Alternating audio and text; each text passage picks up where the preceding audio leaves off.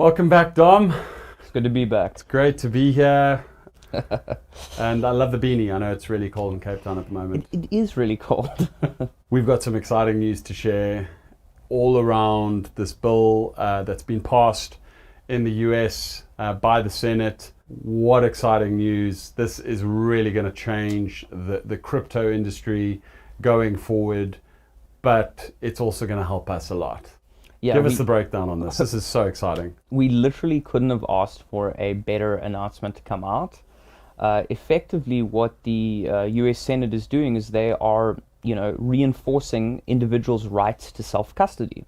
And that's a big deal because everything we're doing is in the decentralized and self-custodial space. So we're never holding other people's crypto. We want to empower our users as much as possible and give them full control and sovereignty over their assets.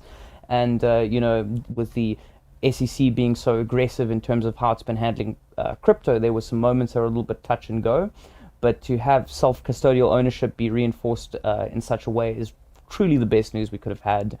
I think it's making a lot of our devs sweat a lot less. And, I think we're in an incredibly strong position. And this really opens up the value for our Vara ecosystem, what it means in terms of our development roadmap, being first to market now with our decentral exchange, which really ties exactly into what this bill stands for. I mean, it is the perfect storm. It really is. And I feel with what's happening, especially since that custodial ownership is still under heavy scrutiny and self-custodial ownership is, permissionless, and self-custodial ownership is really being reinforced. So there's a situation where you could possibly even see all the crypto that's sitting on centralized exchanges moving towards decentralized exchanges and cold storage and self-custodial solutions in the wake of these announcements and these laws being passed, which is amazing for us because we're literally building out those systems. It's like the system was built for this law. Yeah. Self-custodial, permissionless, looking at the interoperability benefits of layer 2, reduced fees, instant transfers. This really is the future. It truly is. I'm very excited. So Dom, just, over and above what's been announced in the US market, what does that mean for the longevity of our value proposition here, of what we're offering, the network, of what we're offering the crypto industry in general? When it comes to longevity, I think something that we've been doing since day one and that we truly stand for is this idea of long-term thinking within the crypto industry. So what we see in crypto often is very short-term thinking, people just trying to, ride the hype train, ride the wave, capitalize on the bubble, so to speak, and not really looking at the underlying technology and seeing how that can help humanity over longer time frames. And what we've really been focused on is how can we not only create value in the long term, but also create systems that have longevity. And part of that was making decisions like self-custodial ownership and decentralized systems, which ultimately are harder to build. It takes more effort for us to create these systems in that way, but ultimately we're putting the power in the hands of the people by doing so, and I think we're doing a good thing. And again, this announcement really reinforces that initial feeling and kind of rewards what I would say the act of empowering people, which is it's really nice when that happens. Incredible stuff.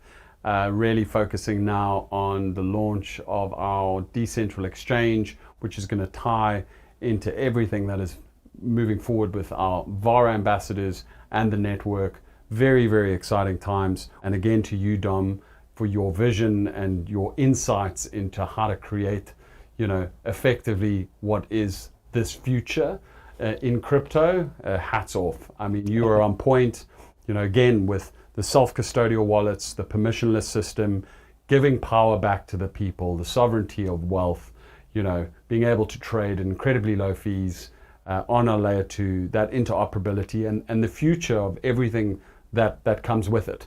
We're not just talking about, having a DEX. It's, going forward with financial services, with, 100 other use cases that I can think of off the top of my head. Offline transfers. Yeah, so this really is fantastic news and is making good on the promise of Vara and of Dark Fusion and everything that we're building here. Big time. It's a big affirmation from the market and from the Senate in a way. That's great. Is there any other thoughts you have around how this is going to change, the industry landscape with the Bitcoin halving coming up, knowing that this is strategically for Bitcoin? I think that this could be a big stepping stone and probably even an initial catalyst of what I think is going to be the layer 2 halving. So what we've seen is a lot of chatter about layer 2, a lot of development in the Lightning space. Obviously, we're doing what we're doing, and I think this next Bitcoin halving is going to be the time that Lightning Network and layer 2 solutions truly get to shine. So I think it's going to be an incredibly interesting time in crypto in general, and I think it's going to be a wild couple of years.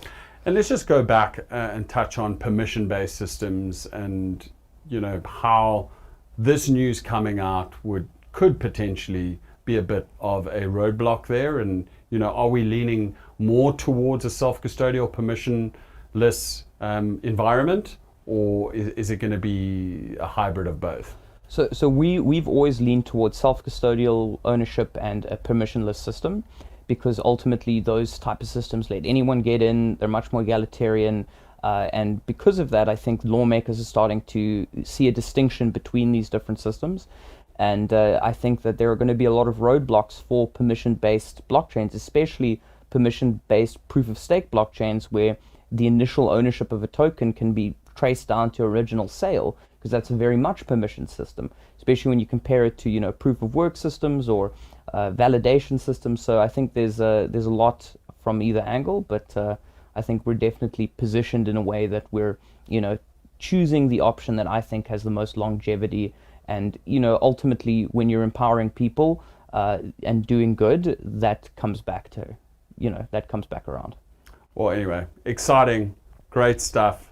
We really are on the cusp of something truly significant here.